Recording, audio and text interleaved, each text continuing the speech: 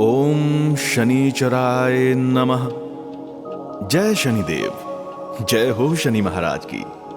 नमस्कार दोस्तों, कैसे हैं आप सब? आशा करता हूं आप सब कुशल होंगे, स्वस्थ होंगे।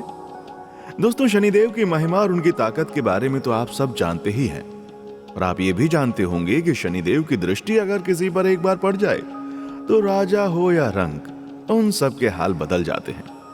कई बार बड़े बड़े राजा रंक बन जाते हैं और रंक भी राजा बन जाते हैं।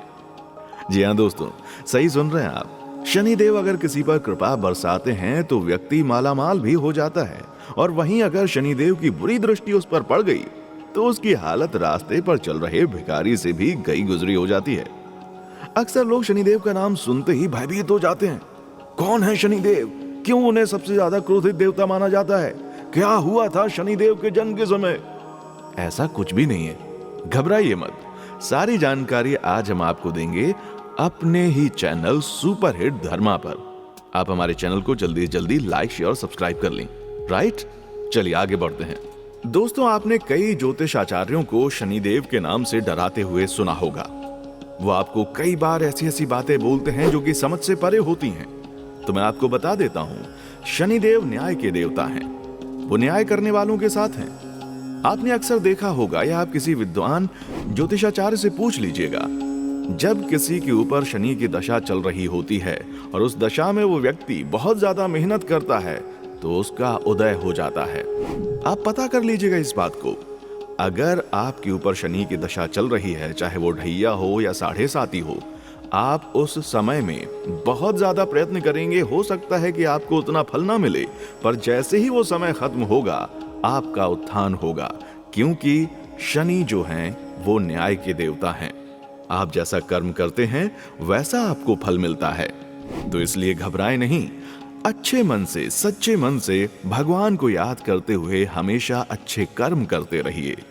भगवान से डरे नहीं, भगवान पर भरोसा रखें। ठीक है, चलिए अब आगे बढ़ते हैं। दोस्तों, आज हम आपको अपनी इस वीडियो में शनिदेव की महिमाओं से लेकर उनकी सभी चमत्कारी शक्तियों के बारे में बताएंगे, और साथ ही साथ ये भी बताएंगे कि आप शनिदेव के क्रोध से कैसे बचें। तो दोस्तों, वीडियो को आखिर तक जरूर देखना। सबसे पहले शुरू करते हैं कि शनिदेव का जन्म कैसे हुआ। दोस्तों, शनिदेव के जन्म से जुड़ी कई कहानियां पुराणों में मिलती हैं। ऐसे ही उनकी एक जन्म की कथा है स्कंद पुराण में, जिसके अनुसार शनिदेव के पिता सूर्य भगवान और माता छाया हैं। पर सूर्यदेव और शनिदेव की आपस में बिल्कुल नहीं बनती। इसके पीछे एक बहुत ही रोचक कथा है। कहा जाता है कि राजा दक्ष की कन्या संज्ञा का विवाह सूर्य देवता के साथ हुआ था, परंतु वह सूर्यदेव के तेज से अत्यधिक परेशान रहती थी। बहुत दिन बीत गए। संज्ञा ने अपनी कोख से कई संतानों को जन्म दिया, और फिर उसने सूर्यदेव की रोशनी को कम करने के लिए तप करने का निर्णय लिया, परंतु वो चाहती थी कि ये बात किसी को पता न चले। इसलिए संज्ञा ने अपने तप से एक स्त्री का निर्माण किया जो पूरी तरह संज्ञा की परछाई थी।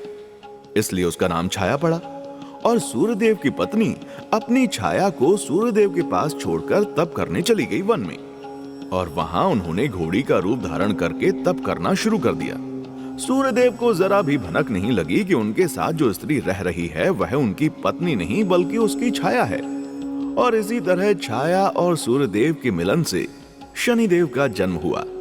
ऐसा कहा जाता है कि जब छाया शनिदेव को जन्म देने वाली थीं, तब उन्होंने भगवान शिव की कठोर तपस्या की थी। भूख, प्यास, सर्दी, गर्मी भूलकर वो तपस्या कर रही थीं, और उसका प्रभाव उनकी संतान पर पड़ा। और जब शनिदेव का जन्म हुआ तो उनका रंग काला पड़ गया।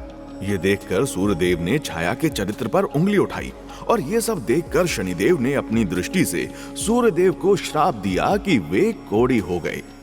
इसके बाद भगवान शिव की कृपा से सूर्यदेव को उनका रूप तो वापस मिल गया, परंतु तभी से पिता सूर्य और पुत्र शनिदेव हमेशा के लिए एक दूसरे के शत्रु बन गए। दोस्तों, इसी प्रकार एक और कथा प्रख्यात है, जिसके अनुसार सूर्यदेव और छाया के मिलन से जब शनिदेव का जन्म हुआ, उनका नाम शनिश्चर रखा गया। शनिश्चर के विकराल रूप को देखकर सभी देवता, दानव और मनुष्य भयभीत हो गए। अपने जन्म के तुरंत बाद ही शनिश्चर ने तीनों लोकों पर अपना कब्जा कर लिया।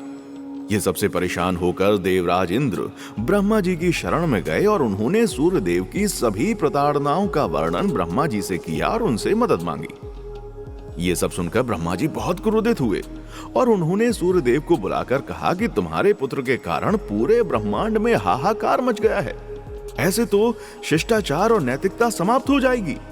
तुम्हारे पुत्र पर अंकुश लगाना बहुत ज्यादा आवश्यक हो गया है। जिस पर सूर्यदेव ने ब्रह्मा जी से कहा कि मेरा पुत्र जन्म से ही अशिष्ट है। आप ही देखिए, उसकी दृष्टि मात्र पड़ने से मेरे शरीर का क्या हाल हो गया है।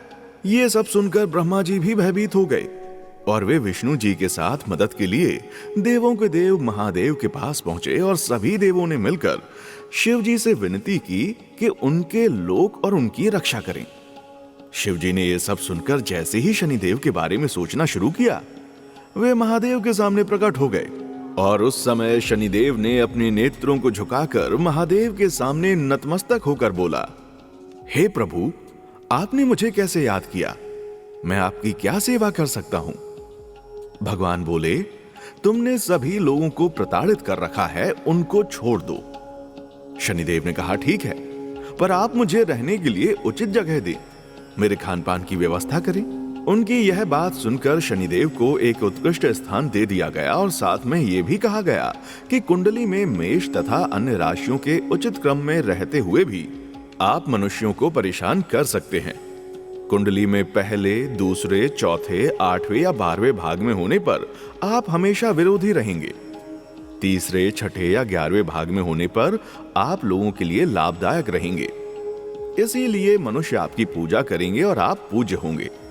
और अगर आप 5वें, 7वें या 9वें भाग में रहेंगे तो तटस्थ रहेंगे।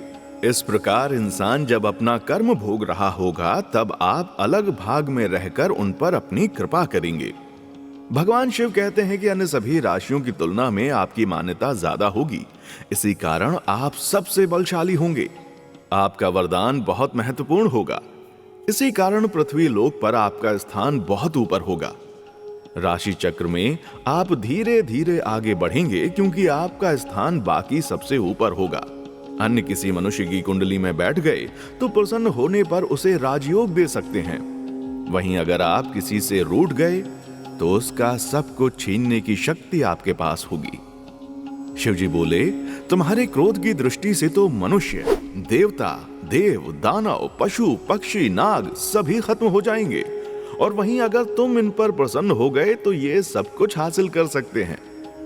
इसके अलावा शिवजी ने शनिदेव से कहा, मैं तुम्हें एक और स्थान दूंगा जो देवताओं से भी परे है। वहां का तेज अपरंपार है, वहां का लिंग बहुत ही पवित्र है और वह एक मेधावी स्थान है और बहुत ही गुप्त भी है। वह केवल तुम्हारा स्थान होगा। ऋतुकेश्वर के पश्चिम में एक लिंग है जो अब तुम्हारे नाम से जाना जाएगा। इससे तुम्हारी कीर्ति का विस्तार सभी लोकों में होगा। भगवान शिव की आज्ञा लेकर शनिदेव उस पवित्र स्थान पर चले गए और वहां पर उन्होंने उस महान लिंग को देखा और उसी लिंग को संसार में स्थारेश्वर लिंग के नाम से जाना जाता है। शनिदेव बोले, मेरी दृष्टि से पीड़ित और परेशान लोगों का कल्याण जरूर होगा। जब वे पूरी श्रद्धा के साथ शनिवार, जो कि मेरा दिन है, उस दिन इस स्थान पर दर्शन के लिए आएंगे और शिव की आराधना करेंगे, उनका कल्याण जरूर होगा। मैं उनकी सभी पीड़ाओं को नष्ट कर दूंगा। जो भी मनुष्य इस लिंग के दर्शन करेगा उसे स्वप्न में भी किसी का भय नहीं होगा। मेरी कृपा जब किसी पर होती है तो उस मनुष्य को भूत, पिशाच किसी का भय नहीं होगा। अगर पुरुष शनिवार के दिन लिंग के दर्शन करते हैं तो उन्हें धन लाभ होगा, उनको राजयोग प्राप्त होगा।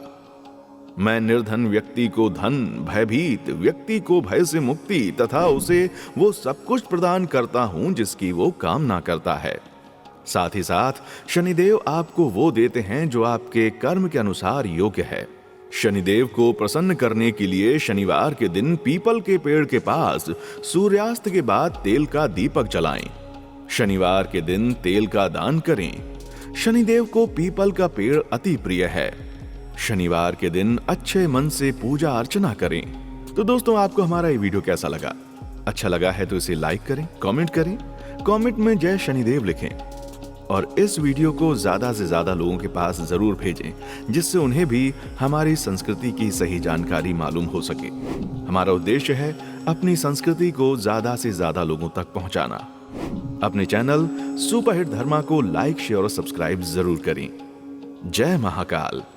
देखने के लिए शुक्रिया।